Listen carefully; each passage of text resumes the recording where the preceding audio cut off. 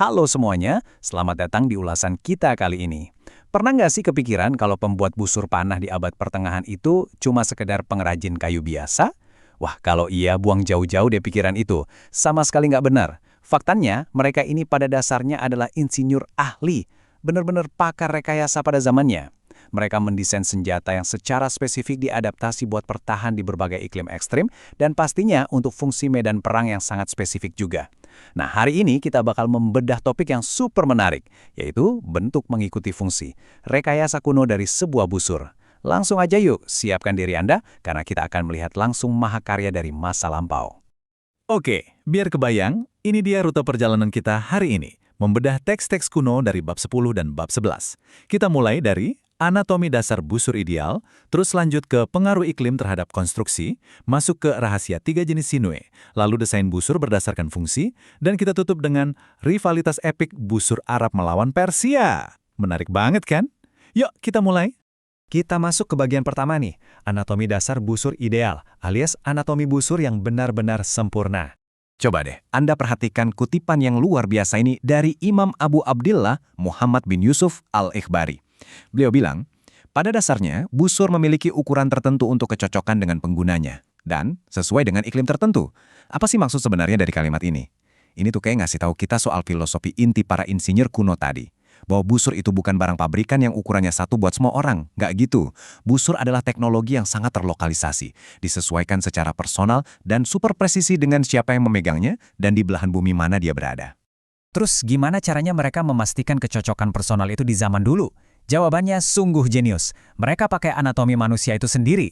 Jadi, panjang total maksimal untuk lengan busur itu adalah 12 kepalan tangan si pengguna. Ingat ya, kepalan tangan penggunanya bukan orang lain dan batas minimumnya adalah 8 kepalan. Pendekatan pakai ukuran kepalan tangan ini memastikan kalau proporsi senjatanya bakal selalu harmonis dengan postur tubuh sang pemanah. Gila ya, ini tuh benar-benar ilmu ergonomi tingkat tinggi dari ratusan tahun yang lalu. Nah, sekarang kita geser dikit dan lihat gimana rasio tadi diaplikasikan jadi desain yang menakjubkan. Lengan atas busur, yang biasa disebut albait atas, itu ternyata sengaja dirancang lebih panjang dari lengan bawah.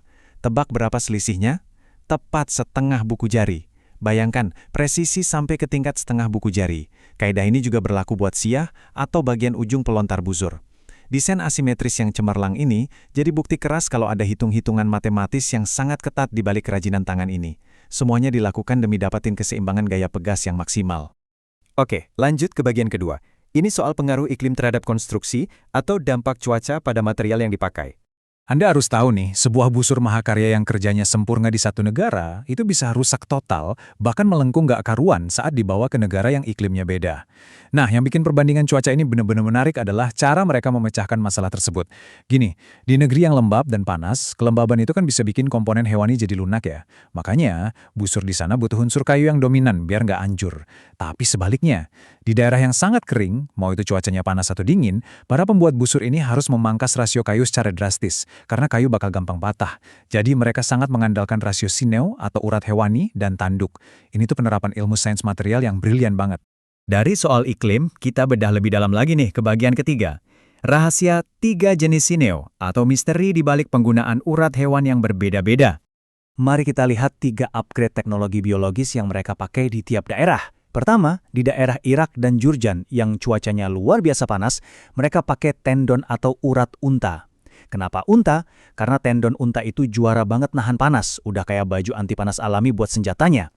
Terus, kalau di Mesir, mereka lebih pragmatis dengan pakai tendon sapi, ya karena bahan itu memang melimpah di sana. Tapi beda lagi nih cerita di Khurasan, mereka punya rahasia andalan, tendon kambing. Buat mereka, tendon kambing itu ibarat mesin mobil balap lah. Urat ini ngasih daya lenting yang super responsif, bikin anak panah melesat jauh lebih cepat dibanding urat hewan lainnya. Keren kan? Nah, setelah busur ini direkayasa sedemikian rupa, biar nggak hancur sama cuaca ekstrem, pasti muncul dong satu pertanyaan besar. Gimana dengan fungsinya pas dibawa ke medan perang sungguhan? Pasang pemanah harus berhadapan langsung dengan musuhnya. Pertanyaan tadi membawa kita ke bagian keempat, desain busur berdasarkan fungsi, di mana kita bakal ngomongin arsitektur medan tempurnya. Poin krusialnya di sini adalah, insinyur masa itu paham banget kalau ubahan sekecil apapun pada desain pegangan atau ujung busur itu bisa ngubah total kelas senjatanya. Contoh nih, mau jadi sniper jarak jauh? Gampang. pakai aja busur yang kayunya dominan dengan pegangan bulat pendek dan siah yang tebal. Beda lagi kalau tujuannya buat tembus baju zira musuh yang keras. Mereka bakal kurangi ketebalan siah jadi ukuran sedang dan pegangannya dibikin pendek. Terus gimana buat pasukan kavaleri berkuda? Nah, mereka bikin busur yang ukurannya lebih pendek dengan tarikan yang sangat lembut. Tujuannya supaya si prajurit bisa merentangkan tali panah dengan seimbang, biarpun sambil memacu kudanya sekencang mungkin. Spesifikasinya detail banget, luar biasa. Terakhir, kita masuk ke bagian kelima. Ini yang paling seru. Rivalitas busur Arab melawan busur Persia, sebuah bentrokan dua filosofi yang melegenda. Bagian ini dengan sangat brilian mengilustrasikan gimana senjata itu bisa mencerminkan karakter peradaban pembuatnya. Coba kita bandingkan secara objektif ya. Di satu sisi, busur Arab dan kurasan itu didesain dengan lengan yang pendek, tapi siah atau ujungnya panjang. Hasilnya, senjata ini gesit, lincah, dan responsif banget. Tapi ada harga yang harus dibayar, busur ini rentan melintir. Jadi butuh pemanah ulung, bersertifikat, ibarat pawang deh, buat bisa mengendalikannya. Di sisi lain, desain non-Arab seperti Persia, lebih suka lengan busur yang panjang dengan siah pendek. Efeknya apa? Tembakannya jadi luar biasa stabil, konstan, dan anti melintir. Bisa diandalkan siapa saja. Jadi mana yang lebih superior? Nggak ada. Keduanya sama-sama mahakarya, tinggal disesuaikan aja sama skill dan gaya tempur penggunanya. Tapi tunggu dulu, ada satu fakta penting yang mempersatukan mereka. Walaupun ada persaingan gaya nih antara kecepatan milik Arab dan kestabilan ala Persia, keduanya itu ternyata berpijak pada teknologi dasar yang sama. Keduanya masuk kategori busur wasithiyah atau yang di era modern kita kenal sebagai busur komposit. Yap, mereka berdua sama-sama sadar kalau cuma mengandalkan satu material aja nggak bakal cukup buat menang. Hanya lewat integrasi yang harmonis antara kayu, tanduk, dan urat hewanilah mereka bisa menciptakan senjata yang mampu menaklukkan dunia. Sangat membuka wawasan, bukan? Dan ini membawa kita ke sebuah pemikiran kritis di penghujung ulasan kita hari ini.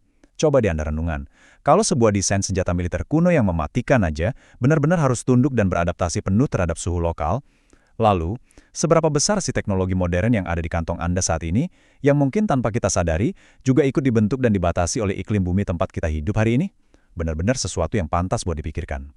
Terima kasih ya sudah menemani eksplorasi yang luar biasa ini. Tetaplah kritis dan sampai jumpa di pembahasan seru berikutnya.